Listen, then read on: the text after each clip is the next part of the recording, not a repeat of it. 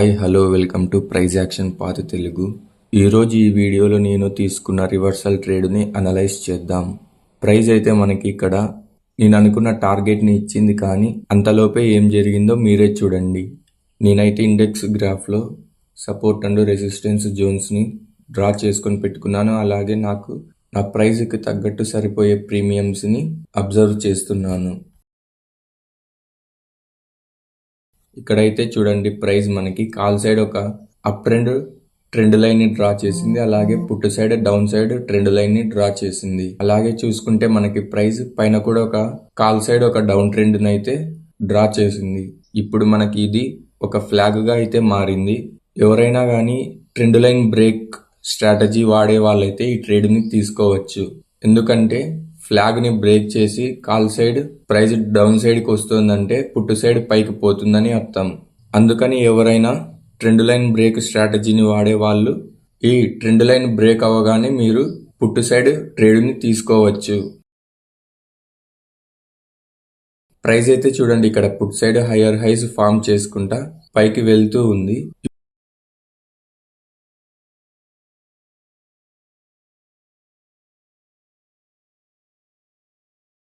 ఇప్పుడు index graph లో price ఒక సపోర్ట్ జోన్ దగ్గరికి అయితే వచ్చింది. అందుకని నేను లాంగ్ పొజిషన్ తీసుకుందామని కాల్ సైడ్ నా లాంగ్ అయితే డ్రా చేసి పెట్టుకున్నాను.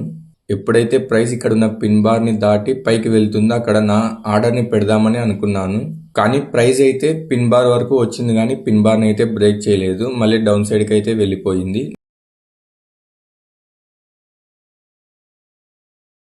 నా ఆర్డర్ అయితే అక్కడ ట్రిగ్గర్ అవ్వలేదు. తర్వాత నేను కాల్ సైడ్ ప్రీమియంని మార్చాను, ఎందుకంటే అది ఇంకా 50 కన్నా తక్కువ వచ్చేసింది. అందుకని నేను 70 దగ్గరలో ఉన్న కాల్ సైడ్ ప్రీమియంని అయితే సెలెక్ట్ చేసుకున్నాను. ఇక్కడ చూడండి, సెకండ్ టైం నేను కాల్ సైడ్ ట్రేడ్ తీసుకుందామని ట్రై చేశాను. ఎందుకంటే ప్రైస్ ట్రెండ్ లైన్ ని బ్రేక్ చేసింది. అలాగే ప్రైస్ ప్రీవియస్ స్వింగ్ హైని బ్రేక్ చేస్తే నేను ట్రేడ్ తీసుకుందామని నా లాంగ్ పొజిషన్ ని డ్రా చేసుకున్నాను. కానీ ప్రైస్ అయితే ఇప్పుడు ఇండెక్స్ గ్రాఫ్ లో ప్రైస్ అయితే సపోర్ట్ జోన్ దగ్గరికి వచ్చింది. అందుకని నేను నా సెటప్ వస్తుందేమని వెయిట్ చేస్తున్నాను.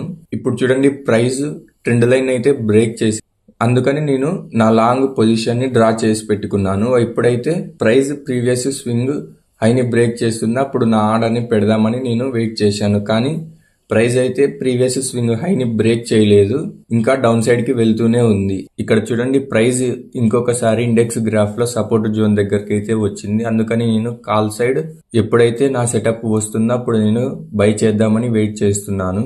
ప్రైస్ అయితే ఇప్పుడు మనకి సపోర్ట్ దగ్గర బేరిష్ ఫెయిర్ వాల్యూ గ్యాప్ అయితే ఫామ్ చేసింది. అలాగే అక్కడ నుంచి సపోర్ట్ తీసుకొని ప్రైస్ అయితే పైకి వెళ్తూ ఉంది. అందుకని నేను వెయిట్ చేస్తున్నాను. ఎప్పుడైతే ప్రైస్ ప్రీవియస్ స్వింగ్ హైని బ్రేక్ చేస్తుందో అప్పుడు నేను ట్రేడ్లోకి ఎంటర్ అవుదామని వెయిట్ చేస్తున్నాను. ప్రైస్ అయితే ప్రీవియస్ స్వింగ్ని బ్రేక్ చేసింది, కానీ నేను ట్రేడ్ ఎంటర్ అవ్వలేదు. ఎందుకంటే నేను పుల్ బ్యాక్ కోసం వెయిట్ చేశాను. ప్రైస్ ఎప్పుడైతే మనకి ఒక పుల్ బ్యాక్ ఇచ్చి అంతకుముందు ఫామ్ అయిన స్వింగ్ హైని బ్రేక్ చేస్తుందో అప్పుడు మనకి చాలా కన్ఫర్మేషన్ ఉన్నట్లు. అందుకని నేను దానికోసం అయితే వెయిట్ చేస్తున్నాను. చూడండి, ఇక్కడ మనకి ప్రైస్ అయితే ఒక పుల్ బ్యాక్ని ఇచ్చింది. అందుకని నేను రెడీగా ఉన్నాను. ఎప్పుడైతే ప్రైస్ ఇక్కడ ఫామ్ చేసిన ప్రీవియస్ స్వింగ్ హైని బ్రేక్ చేస్తుందో అక్కడ నా ఆర్డర్ ని పెడదామని రెడీగా ఉన్నాను. చూడండి, ప్రైస్ అయితే ప్రీవియస్ స్వింగ్ ని బ్రేక్ చేసేలాగా కనిపిస్తుంది. అందుకని నేను నా లిమిట్ ఆర్డర్ ని ప్లేస్ చేశాను. లిమిట్ ఆర్డర్ ని ప్లేస్ చేసి నా స్టాప్ లాస్ వచ్చి ఈ స్వింగ్ కింద పెట్టాను. అలాగే నా టార్గెట్ వచ్చి పైన ఉన్న ఫెయిర్ వాల్యూ గ్యాప్ కింద పెట్టాను.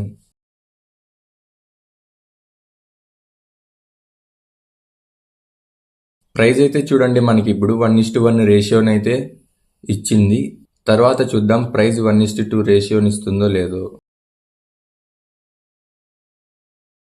చూడండి, ఇక్కడ ప్రైస్ మనకి 1:2 రేషియోని కూడా ఇచ్చింది, కానీ నేను ట్రేడ్ని అయితే ఎగ్జిట్ అవ్వలేదు. ఎందుకంటే నేను ఖచ్చితంగా మార్కెట్ నుంచి 1:3 తీసుకోవాలని ఫిక్స్ అయ్యాను.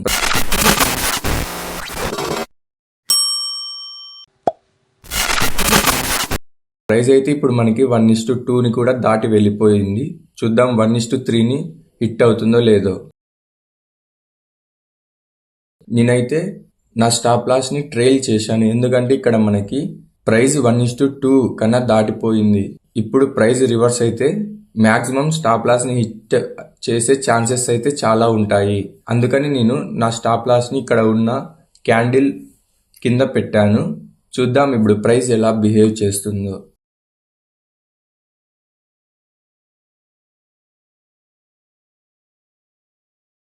ప్రైస్ అయితే చూడండి, నా స్టాప్ లాస్ని అయితే హిట్ చేసింది. హిట్ చేసి కరెక్ట్గా నా ఎంట్రీ దగ్గరికి వచ్చి రీటెస్ట్ చేసి తర్వాత పైకి అయితే ప్రైస్ వెళ్తూ ఉంది. చూడండి, జస్ట్ 2 క్యాండిల్స్తో మళ్ళీ ప్రైస్ అయితే ఎంత మూవ్ అయిందో పైకి. తర్వాత మార్కెట్ అయితే కొంచెం సేపు సైడ్ వేస్ వెళ్తుంది.